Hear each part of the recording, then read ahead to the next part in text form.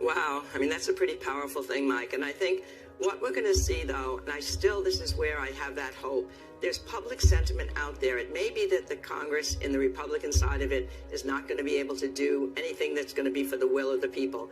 Maybe they will start doing the investigations that they're claiming they're going to do about Hunter Biden. The country is not going to stand for it. We got to remember the first time the country had a chance to speak on what happened on January 6th was during the midterm elections. And those midterm elections were powerfully, in a way that people did not expect them to be, against what they were seeing, against Trump, against the idea that the election had not been fairly won. And they spoke out. They're going to have another chance to speak out in 2024.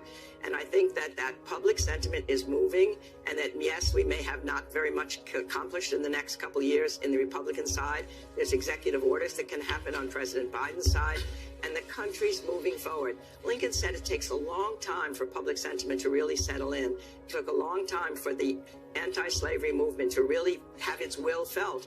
It took a civil war, and maybe that's where your metaphor about the destruction before we have the construction. In fact, what we have to remember that old Abraham Lincoln said is that the democracy was really what was at issue in the Civil War.